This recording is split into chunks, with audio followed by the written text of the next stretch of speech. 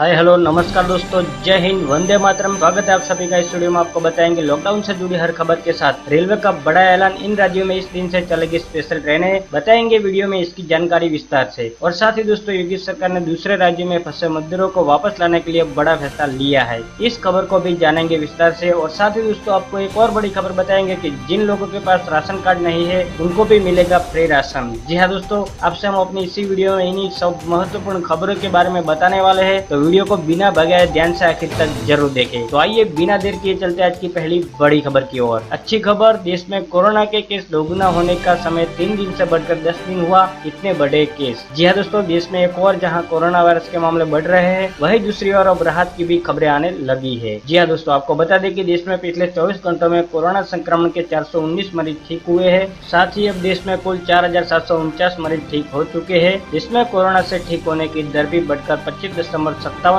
हो गई है। इसके अलावा राहत की बात यह है कि देश में कोरोना वायरस संक्रमण के दोगुना होने का समय भी अब बढ़ गया है। अब 10 दिन में देश में कोविड-19 के केस दोगुना हो रहे हैं। जी हाँ दोस्तों, आपको बता दें कि शुक्रवार को सरकार के मंत्रालय की ओर से हुई प्रेस कॉन्फ्रेंस में जानकारी दी गई कि देश में 23 मार्च से पहले कोरोना वायरस संक्रमण के मामले दोगुना होने का समय 3 दिन मापा गया था। इसके बाद लॉकडाउन लागू किया गया, जिसके परिणाम बाद में दिखने शुरू हुए थे। 29 मार्च को केस दोगुना होने का समय बढ़कर 5 दिन हो गया था। इसके बाद 6 अप्रैल से देश में हर 10 दिन में कोरोना संक्रमण के मामले दुगना हो रहे हैं। अगर देश में लॉकडाउन न लगाया गया होता तो आशंका जताई गई है कि इस समय देश में कोरोना के 73,400 केस सामने आ गए होते। जी हाँ दोस्तों, वही स्वास्थ्य मंत्रालय ने जानकारी दी कि देश में पिछले 24 घंटों में 1684 नए केस सामने आए हैं। इसके बाद देश में कुल मामलों की संख्या बढ़कर 23,077 हो गई है, जिसमें अब तक 718 लोगों की मौत हुई है। पिछले 28 दिनों में देश में 15 और जिलों में कोरोना वायरस संक्रमण को कोई नया केस सामने नहीं आया है। अगली बड़ी खबर है, कोरोना वायरस संकट में भारत में बढ़ सकता है जून महीने तक लॉकडाउन। जी हाँ दोस्तों, कोरोना वायरस के संक्रमण को रोकने के लिए भारत में 3 मई तक का लॉकडाउन लागू है।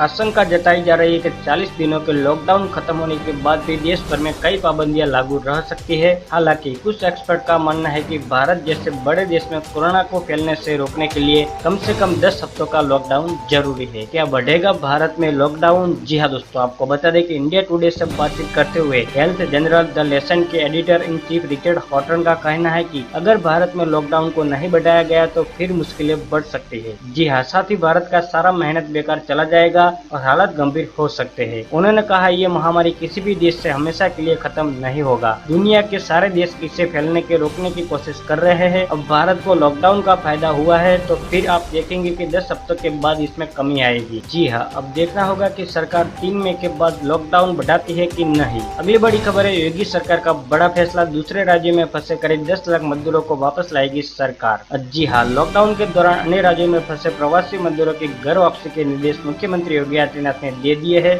शुक्रवार को टीम 11 के साथ हुई बैठक में मुख्यमंत्री ने अन्य राज्यों में फंसे मजदूरों व उनके परिवार को वापस लाने के लिए कार्य योजना बनाने के निर्देश दिए हैं। जी हाँ दोस्तों, सीएम योगी ने कहा कि अधिकारियों को निर्देश दिया गया कि अलग अलग राज्यों के मुख्यमंत्रियों से बातचीत कर इसका पूरा रोडमैप बनाकर 3 दिनों में उनके समक्ष पेश किया जाए। बता दें कि लॉकडाउन के दौरान अभी तक 5 लाख मजदूरों यूपी में आ चुके हैं। एक अनुमान के मुताबिक देश के अलग अलग राज्यों में अभी भी 10 लाख मजदूर फंसे हैं। जी हाँ दोस्तों, आपको बता दें कि मुख्यमंत्री योगी ने सभी राज्यों में तैनात नोडल अफसरों से सभी मजदूरों की वापसी चरणबद्ध तरीके से कराने के लिए रोड मैप मांगा है। पहले उन लोगों की वापसी की जाए जो लोग अलग अलग राज्यों में क्वारंटाइन सेंटर में 14 दिन की अवधि पूरी कर चुके हैं। उन्हें वापस लाकर उनका स्वास्थ्य परीक्षण करवाकर मेडिकल प्रोटोकॉल का पालन करते हुए भी क्वारंटाइन किया जाए। इसके बाद वे मजदूर आएंगे जो खाद धंधा बंद होने की वजह से अपनी अपनी जगह पर फंसे हैं। जी हाँ, सीएम योगी ने आगे बताया कि यूपी में वापसी पर भी मजदूरों की मेडिकल जांच के बाद क्वारंटाइन में रखा जाएगा। इतना ही नहीं, घर वापसी के बाद उनके लिए रोजगार की व्यवस्था के भी निर्देश दिए गए हैं। अगली बड़ी खबर है, लॉकडाउन खत्म होने के बाद रेलवे सिर्फ स्पेशल ट्रेनें चलाएगा, किराया होगा ज्यादा।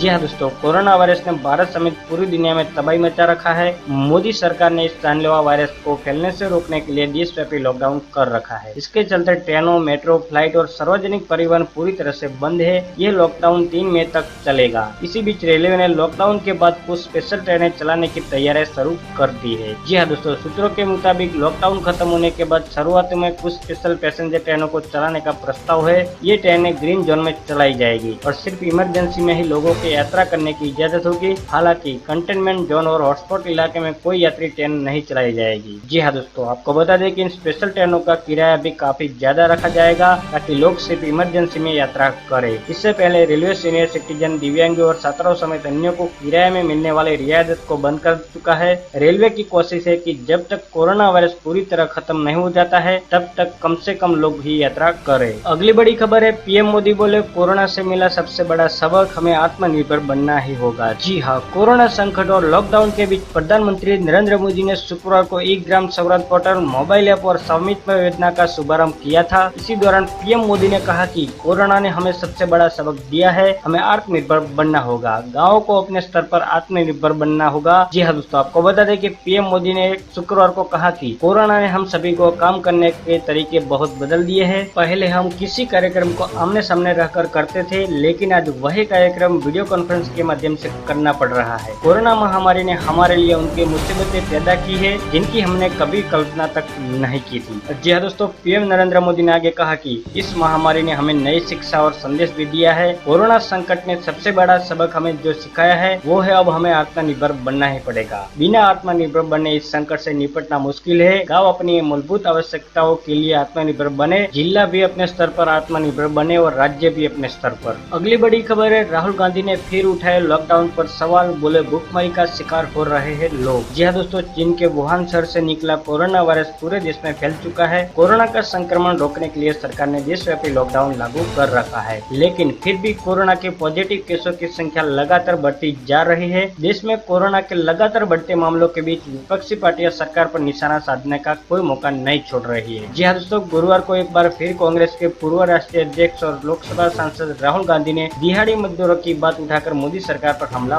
बोला है। जी हाँ, आपको बता दें कि राहुल गांधी ने दावा किया है कि लॉकडाउन की वजह से दिहाड़ी मजदूरों में भूखमरी की नौबत आ गई है। इसके साथ ही उन्होंने कहा कि इस संकट के वक्त में ऐसे बेसहारा लोगों को अन्न और जीविका की सुरक्षा देना सरकार की प्राथमिकता होनी चाहिए। बता दें कि कांग्रेस और राहुल गांधी लॉकडाउन को लेकर समय समय पर मोदी सरकार पर उंगलियां उठाते रहे। जी हाँ, बता दें कि राहुल गांधी ने गुरुवार को अपने ट्वीट में लिखा कि लॉकडाउन से रोज की रोटी कमाकर जीवन चलाने वाली भूखमरी का शिकार हो रहे हैं। झंझलाहट और नफरत से किसी भी समस्या का समाधान नहीं होता। इस संकट में हमारे बेसहारा भाई बहनों को अन्न और जीविका की सुरक्षा देना सरकार की प्राथमिकता होनी ही चाहिए। अगली बड़ी खबर है, अमेरिका की 2 टूक, WHO में वापसी का सवाल नहीं, जरूरत पड़ी तो खुद संगठन बनाएंगे। जी हाँ दोस्तों, कोरोना वायरस महामारी का सबसे विकराल रूप अमेरिका में देखने को मिला है। यहाँ 8 लाख से ज्यादा लोग अब तक इसकी चपेट में आ चुके हैं, जबकि करीब 50,000 लोगों की जान चली गई है। इसी बीच अमेरिकी विदेश मंत्री माइक पोम्पियो का कहना है कि अमेरिका शायद फिर कभी विश्व स्वास्थ्य संगठन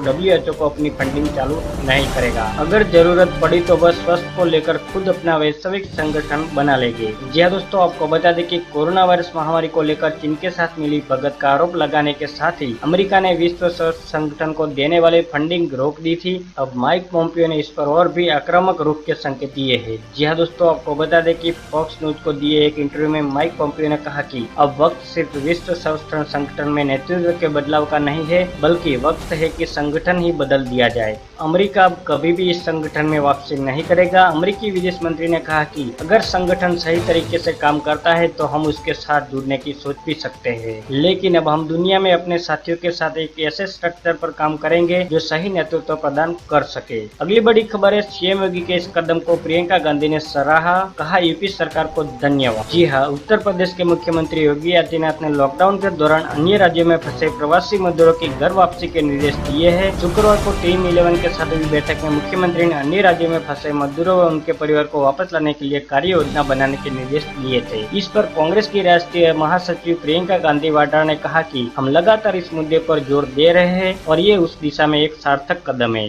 जी हाँ दोस्तों, आपको बता दें कि प्रियंका गांधी ने ट्वीट किया कि अन्य राज्यों में फंसे यूपी के कुछ मजदूरों को वापस लाने की पहल पर उत्तर प्रदेश की सरकार को साधुवाद। हम लगातार इस मुद्दे पर जोर दे रहे हैं और ये इस दिशा में एक सार्थक कदम है। इसे पूरी तरह से सफल होने के लिए बाकी मजदूरों को लौटने के लिए भी योजना बनानी जरूरी है। अगली बड़ी खबर है, ओवैसी का मोदी सरकार पर निशाना, मुस्लिमों से प्लाज्मा डोनेट करने की अपील। जी हाँ, कोरोना संकट और लॉकडाउन को लेकर AIM के मुखिया असदुद्दीन ओवैसी ने केंद्र सरकार और प्रधानमंत्री नरेंद्र मोदी पर निशाना साधा है। रमजान की शुरुआत पर लोगों को संबोधित करते हुए ओवैसी ने प्रवासी मजदूरों का मुद्दा उठाया था। जी हाँ, आपको बता दें कि हैदराबाद के सांसद असदुद्दीन ओवैसी ने कहा कि अगर पीएम मोदी और केंद्र ने मजदूरों को राहत पैकेज दे दिया है तो वह सड़कों पर क्यों है। ओवैसी ने 12 साल की आदिवासी बच्ची की मौत मौत का मामला भी उठाया था। बच्ची की लाश उसके घर से कुछ किलोमीटर दूर मिली थी। आपको बता दें कि उसी दिन उसने मुस्लिम भाइयों से अपील की कि कोरोना से जंग लड़ रहे लोगों की जान बचाने के लिए मुस्लिम आगे आए और रेड क्रॉस सोसाइटी में जाकर प्लाज्मा ब्लड को डोनेट करे। खास तौर पर वो लोग आगे आए जो ठीक हो गए हैं। वह लोग रेड क्रॉस में जाकर रक्तदान करें, जिससे कई लोगों की जान बच सकती है। दोस्तों, आपको हमारी ये जानकारी अच्छी लगी है तो हमें अपनी राय कमेंट सेक्शन में जरूर बताएं और वीडियो अच्छा लगे तो लाइक करो, ज्यादा से ज्यादा शेयर कीजिए अपने दोस्तों के साथ फेसबुक और व्हाट्सएप पर। अगर आप हमारे चैनल पर पहली बार आए तो चैनल को सब्सक्राइब करके बेल आइकन जरूर दबा दीजिएगा, ताकि आप और हम आपस में जुड़े रहेंगे और रोजाना एक दूसरे के साथ काम की खबरें शेयर कर पाएंगे। बस अभी इतना ही। धन्यवाद। वंदे मातरम। भारत माता की जय।